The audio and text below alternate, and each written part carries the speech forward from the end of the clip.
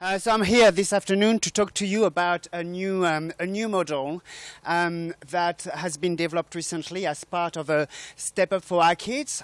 This is the new strategy for child and youth protection services. What we are trying to do is to transform the way we are working within child protection. So recently, we've had child protection and youth justice who have merged together so that we had a more consistent approach to the young people and children that we are working with.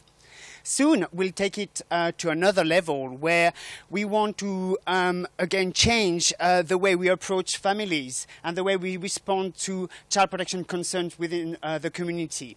So what we're going to do is to try to prevent children and young people coming into care, because we know that usually the outcomes for them are not so great. So if we can make sure that children and young people remain with their families and that we support them families, we should see some better outcomes for our young people.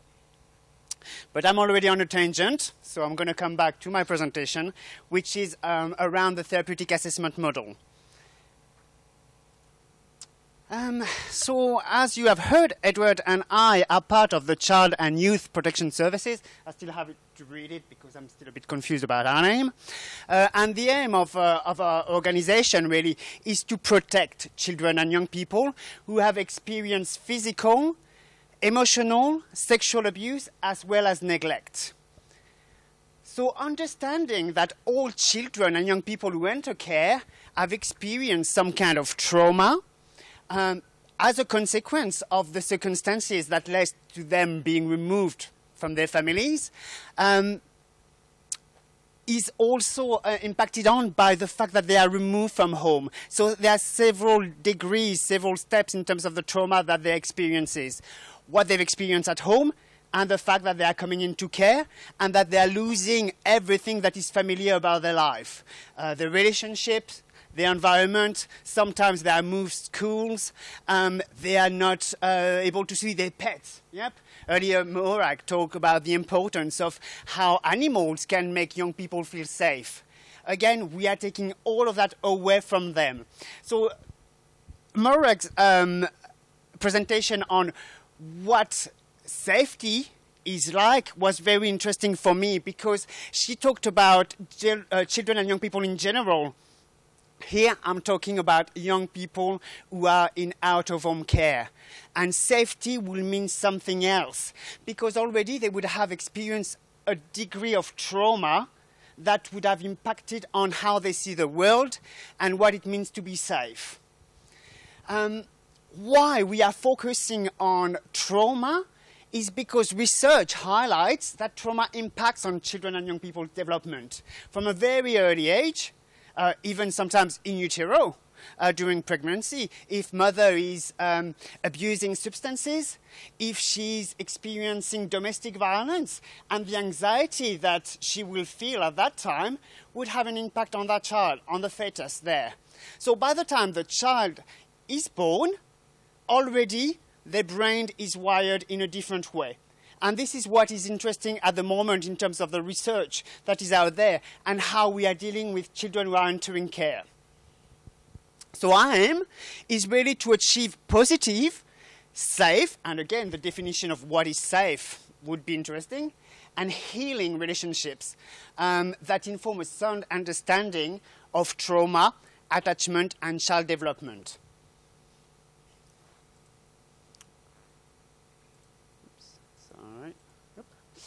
All right, so I've put a little bit about trauma. I'm sure you all know what trauma is, but I'm just giving some little quick pointers that are a bit more general, but that I will try to target to children who have experienced trauma and who are entering the care system. So a quick definition around emotional and psychological trauma, which is the result of extraordinarily stressful events that shatter your sense of security, of safety, making you feel helpless and vulnerable in a dangerous world. So earlier, when Morag was talking about what children and young people think as safe, a safe environment, would be already very different for our kids here coming into care, because their notion is already impacted on by the experiences. What I find particularly interesting with our cohort of children is that what they think is a safe environment might be the opposite of what we think is safe. Because when we grow up, we tend to normalize our environment and our experiences. A situation and an environment of domestic violence might become a safe environment for a young person, because they see that as this is what happens. This is normal, therefore normal can be safe. And our work would then be to re-educate our young people in terms of what is their understanding of safety. So any situation that leaves you or anyone feeling overwhelmed alone can be traumatic, even if it doesn't involve physical harm. So some causes of emotional and psychological trauma are that it happened unexpectedly. So you've been in a car accident, nicely cruising along, somebody bumped into you, that will be traumatic. You didn't expect that to happen. Something that you are unprepared for, so that can be unexpected, but that's another way of putting it. Situation where you feel powerless to prevent it. And that would be a lot of cases of sexual abuse, physical abuse. And again, what Morag was talking earlier in terms of the perception of power in children and young people, it's quite interesting of how that links up then with trauma, considering that usually the children we are removing from the care of their parents are victims of adult behaviors, let's say. And something else that is important to consider is that if someone, especially a carer, is intentionally cruel or abusive, that would heighten the trauma experienced by the child. Sorry, I'm going to do that every time. All right. The importance of looking at trauma in childhood is to understand the long-lasting effects that they will have on our young people when they grow up. Again, children who have experienced some kind of trauma see the world as frightening and dangerous. We know that early life trauma has some impact in terms of mental health, substance abuse, youth crime, adult crime in early life. Therefore, it's very important that we start dealing with that trauma as early as we can. So here we've got some examples of what trauma can be like and how it can disrupt the sense of safety of the child. So growing up in an unstable and unsafe environment. So that might be where no one is really claiming you and you are being moved from carer to carer and you never know where you're going to be. There are some situations where you go and stay with Nan for a year, and that can be okay. You're going to have your parents explaining to you, well, you're going with Nan and you're going to be there and this is the reason why. And that's great because we are preparing the child as to what is happening. But the experiences I'm talking about is where suddenly mom comes back and she's like packing the stuff, the kids' stuff, up in the car, drop them off at the neighbor, and there's no explanation. And mom doesn't come back for 3 months, and then she comes back, and the kid is back in her care, and then she's passed out, and you know all the situations that can make a child feel unsafe and unstable in their circumstances.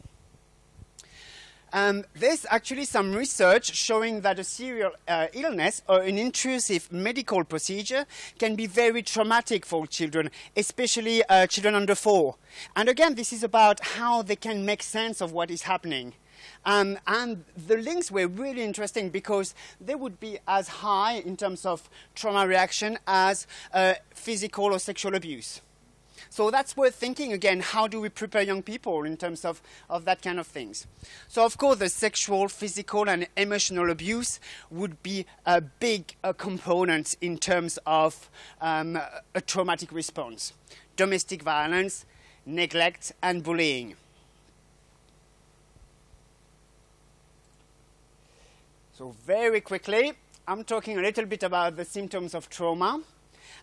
emotional and psychological symptoms of trauma. So we would know about this. We would have experienced that, the shock, the denial, the disbelief. And we would have, these are symptoms that are also symptoms that you would experience in terms of loss.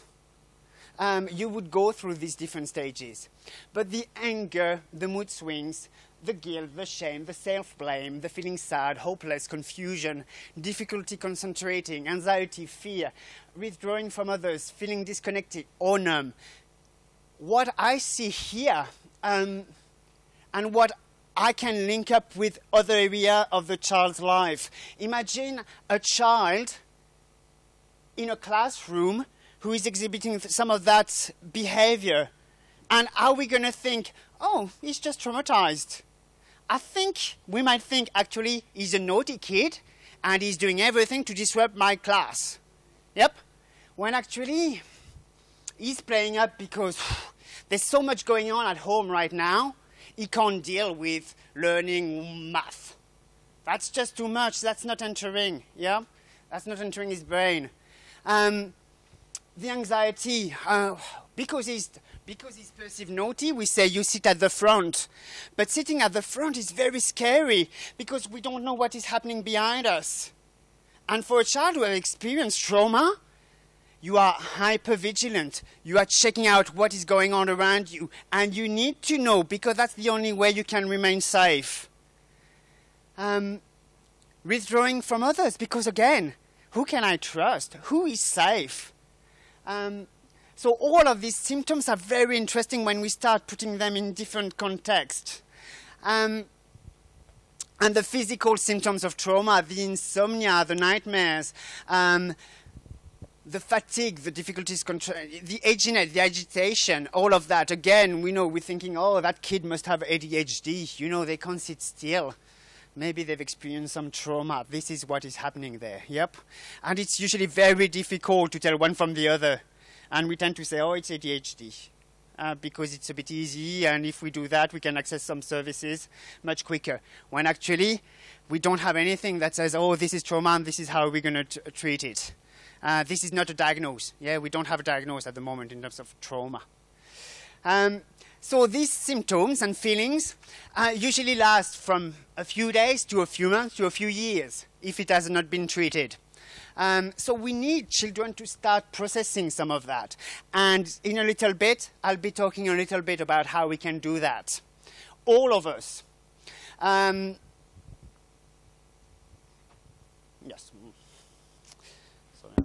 That's not that interesting.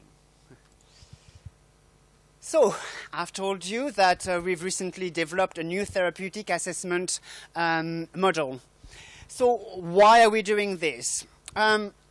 When children and young people enter the care system, they do have a child and protection worker.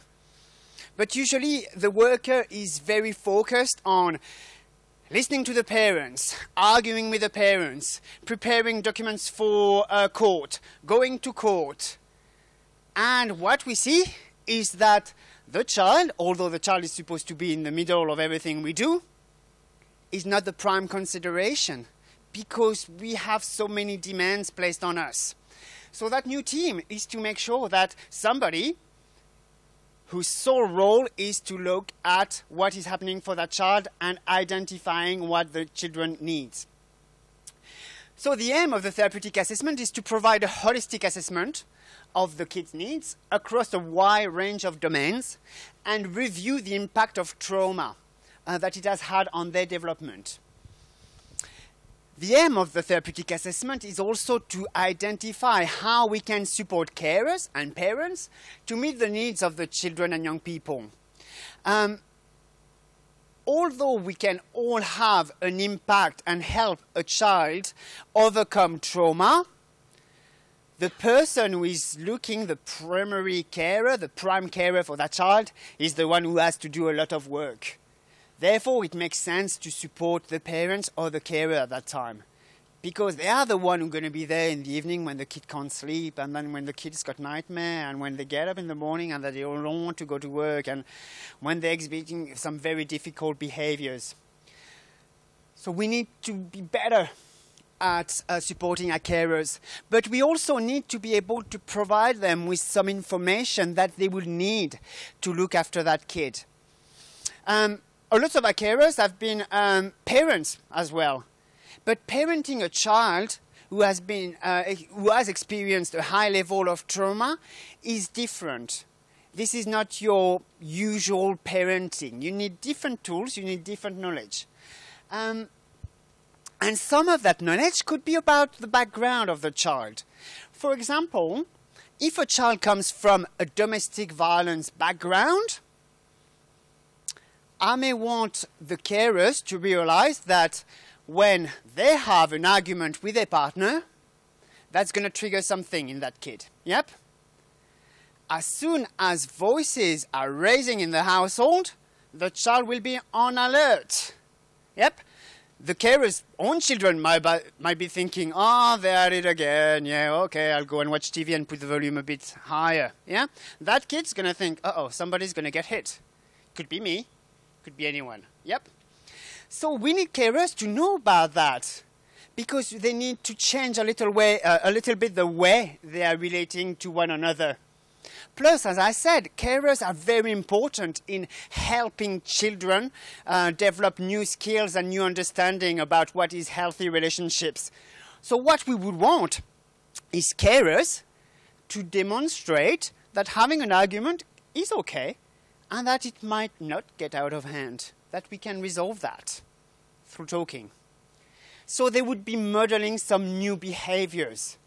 And after a lot of repetition and repetition and repetition and repetition, the kid's going to see that and start to realize that there are other ways. So we are changing the pathways that have been created by the trauma circumstances.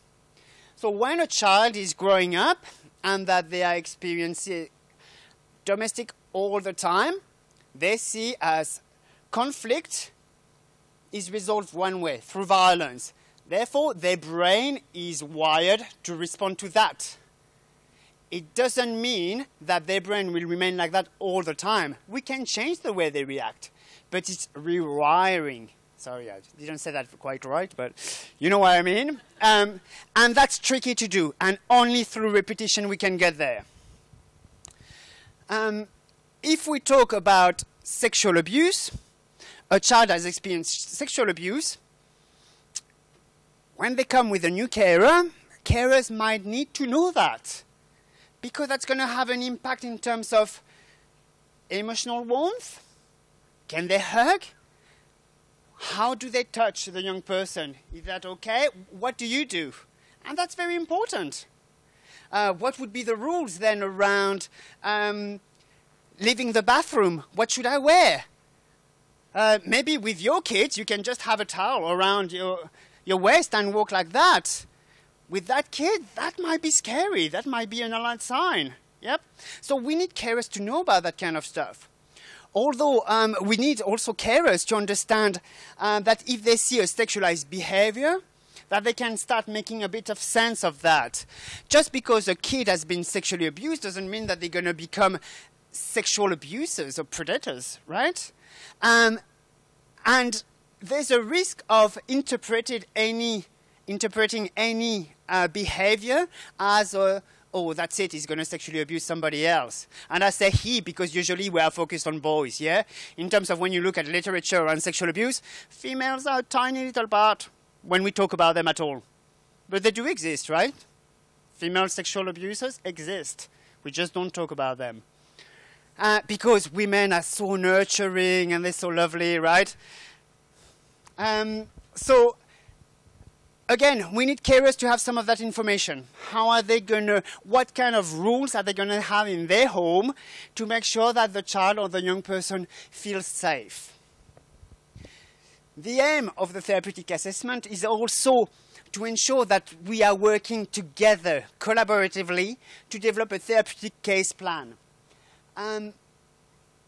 So this is about, once we've identified the therapeutic need of a child, that people who are significant in the life of that child, whether they are professionals, carers, parents, come together, they look at these needs, they agree to prioritize them, and they decide who is doing what.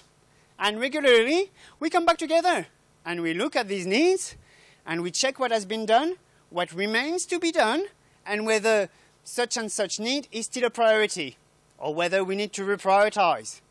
For example, during my assessment, I identified that a little has some issue with speech and language therapy, speech and language. And I'm like, oh, we need to do a referral with that. Yep. So that's my priority number one. Referral to the speechy for the little boy. And then, 2 weeks later, I have the carer telling me, I can't handle that kid. He's at home, his behavior is just so out of hand. I can't deal with him. Do you think that the appointment at the speechy is that relevant right now? It's not. We need to stabilize what is going on at home, right? So we change our priority. And that's where the therapeutic assessment and the therapeutic plan are becoming very important. Getting back together and re-evaluating what it is that we are doing. So the child is constantly at the center and that we are supporting the system around the child.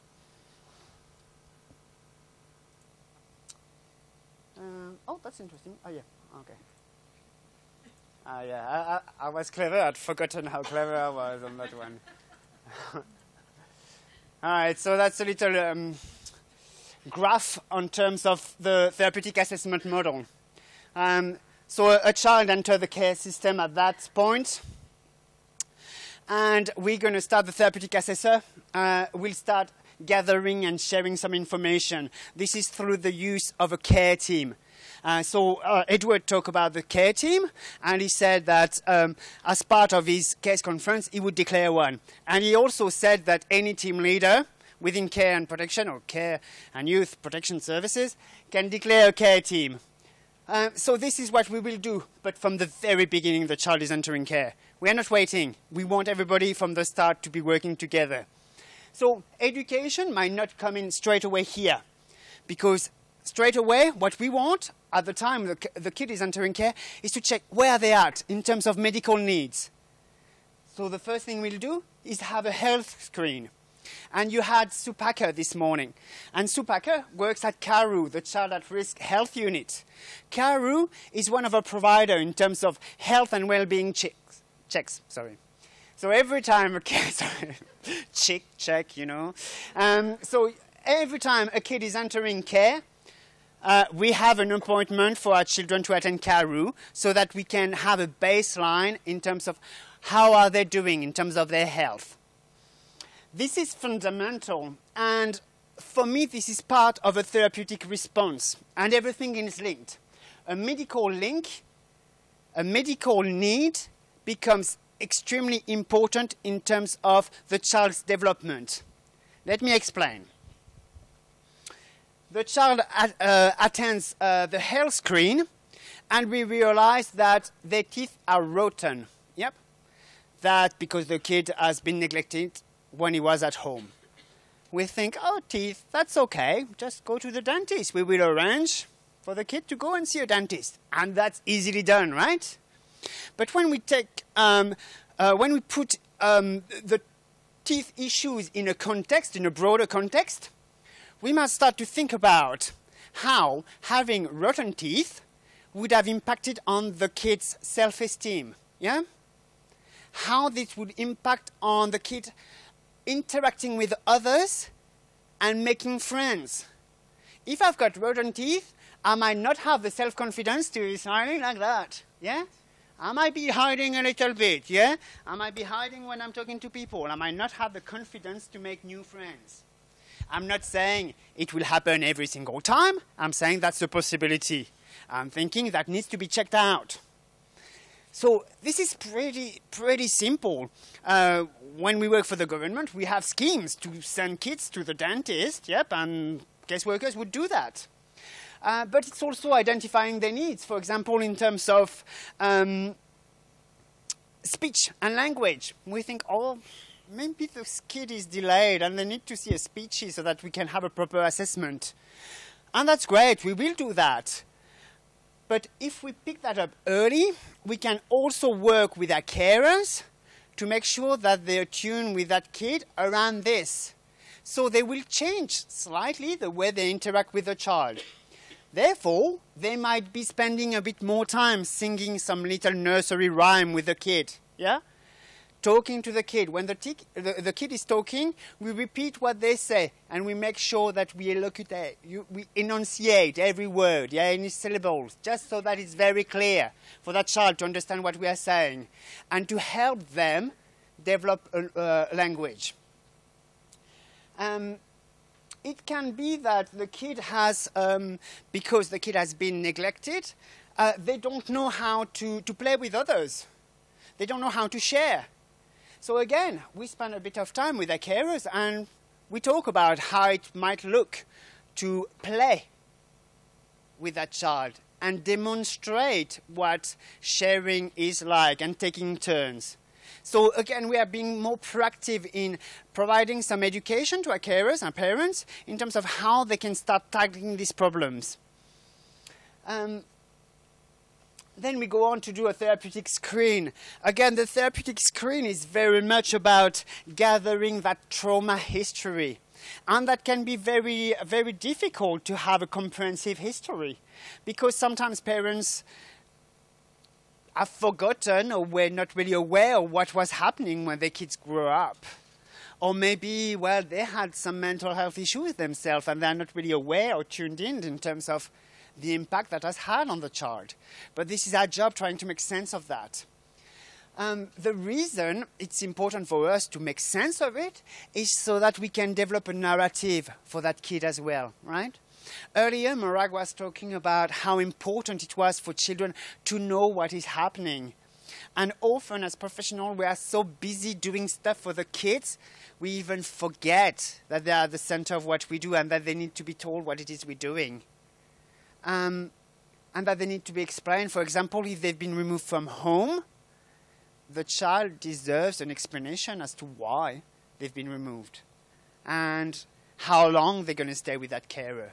And that's very tricky at times because as care and youth protection services caseworker, our work is to go to court and try to get the court to agree on or to decide on whether the child will remain in care for the next 2 years or up to the age of 18. So there's always that period of uncertainty.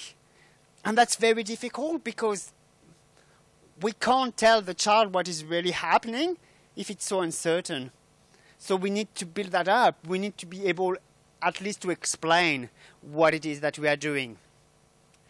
And again, the younger the child, the most difficult that will be. In terms of the therapeutic screen, a lot of the work we are doing, or the therapeutic assessor's job, is really to review files, to interview people who know the child. So that's going to be people in schools, that's going to be a counselor if there's one, it's going to be Nan. If she used to care for the child, it will be the parents.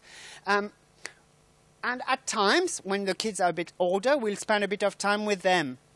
But what we don't want is for this process to become yet an excuse for another adult to butt in their life and to probe them and to check and to ask them to tell their story all over again.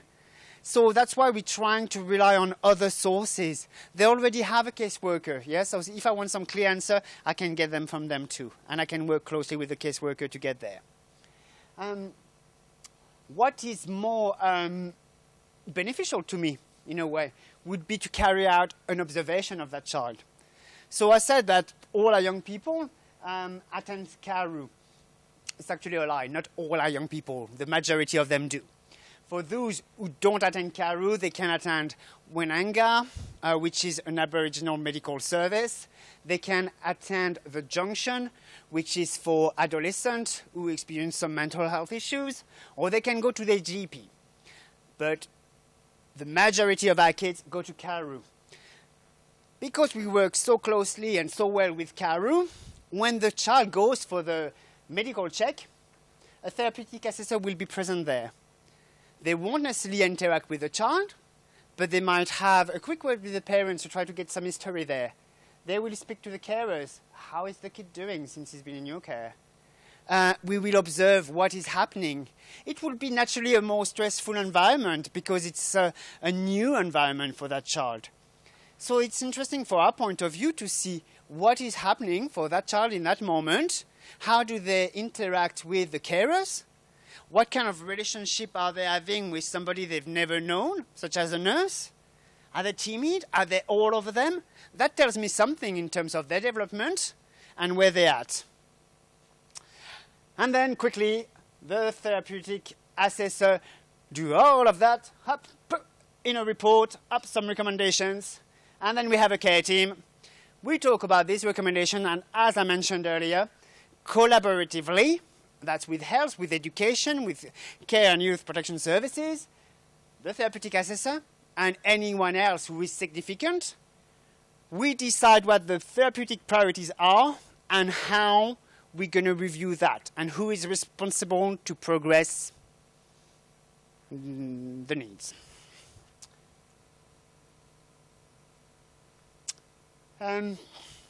So here I've broken down a little bit the different domains that the therapeutic assessor would be looking at. So the health, we've talked about that. It's about the developmental skills, the physical health.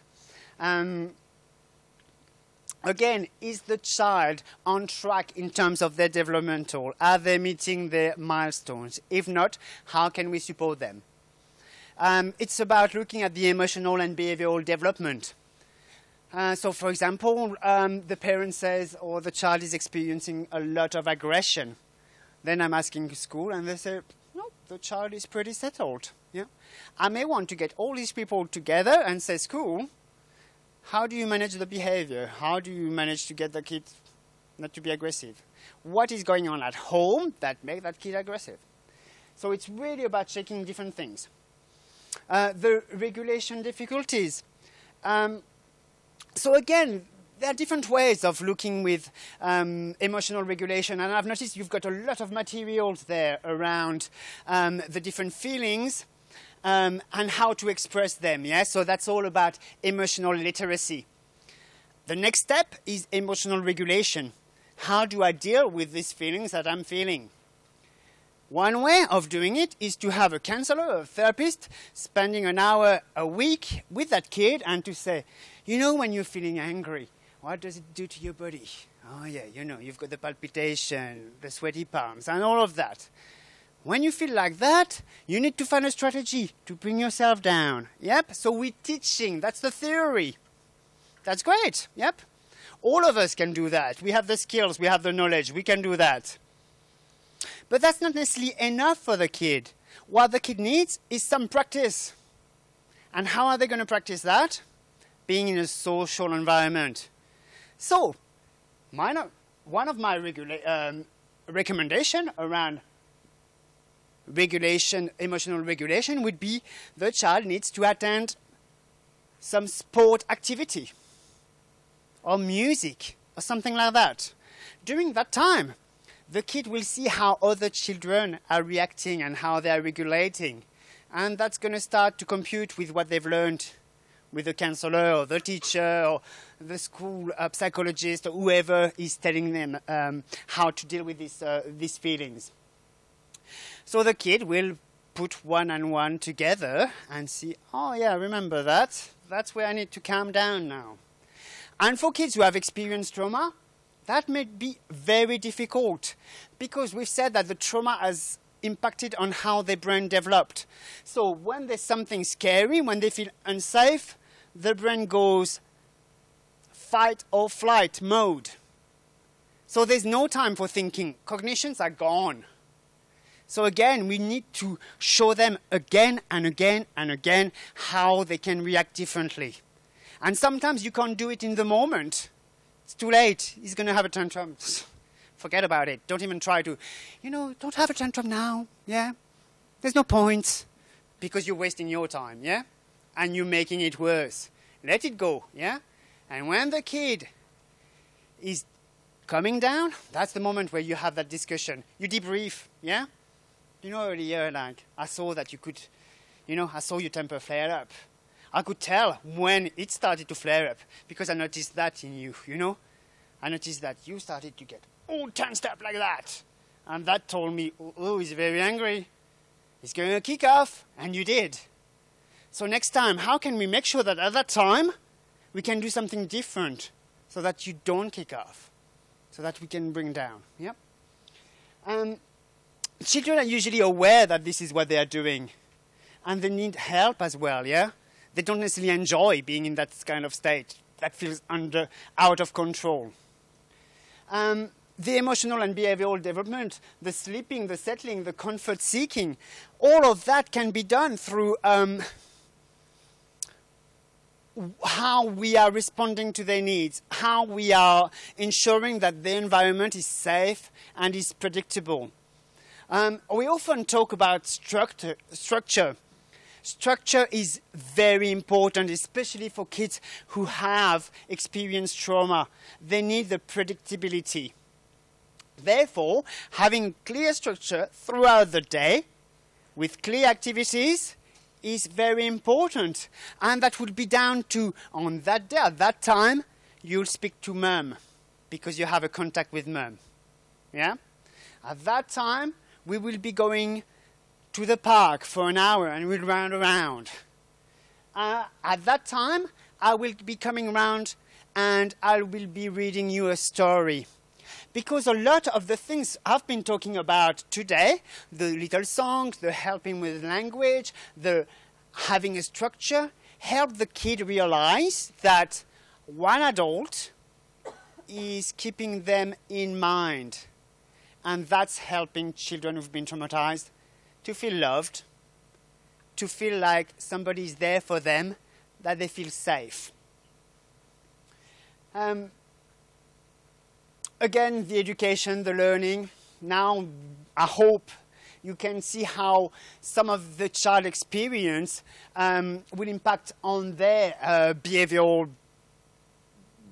presence or reactions while they're at school, but also the way they learn and the way they are trying to get attention from peers, but also teachers. And how then they engage with their peers.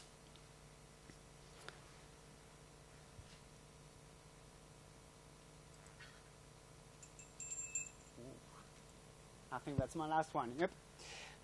So again, some other areas that we will be looking at, evaluating, if the child and the young person's self-care skills. Imagine a child who has been neglected. They would be required to do a lot of the feeding, dressing, toileting by themselves. And sometimes look after their younger siblings. So are they doing that okay? It might be time for us as adults to take back some control over that, yeah?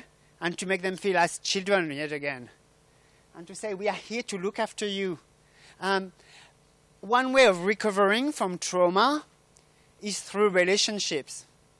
And relationships are the base of everything I've been talking about today. All the little songs, all the keeping you in mind, the structure, the checking in, the preparing you a meal, all of that help the child experience a different kind of relationship. It's a healing relationship where they learn to trust that all adults are not dangerous or dodgy or creepy. So again, family and social relationships are very important. And in care and youth protection services, we can be quite strict around the relationship, and we say, oh, that child was with parents and didn't go well, we had to remove them, and now we've got an order until the age of 18, so they'll be in care until the age of 18. So maybe they don't need to see the parents that much. But actually, if we consider that any way we can recover from trauma through relationships, maybe there's a place for these parents. All relationships are different, and they bring something different every single time. If you consider your family, your friends, they all bring something different to you. You go to one because you want some advice. You go to another one because she'll go along with what you're saying and she won't challenge you, and that's what you need right now. And you go to another one because she knows you'll come through the door, up, you'll have a glass of wine served. We all go to different people for different things, and it should be the same for young people. And if we consider their parents, well, their parents are very important because they are their identity, despite what we want to think, despite what has happened in their lives. And that the aim, what we want, is to try to repair relationships. We know it's not always possible, but we can try. So again, we will be very mindful of the child identity. And identity is not only about culture, being Aboriginal, being French, being wherever you're from. It's also sexual identity. We've got young people more and more coming out as gay. We need to acknowledge that. We need to make sure that they have the support and that no one is bullying them for them and that they don't have carers telling them that it's wrong, that we need to help them through acceptance. And I'm going to leave it here for today.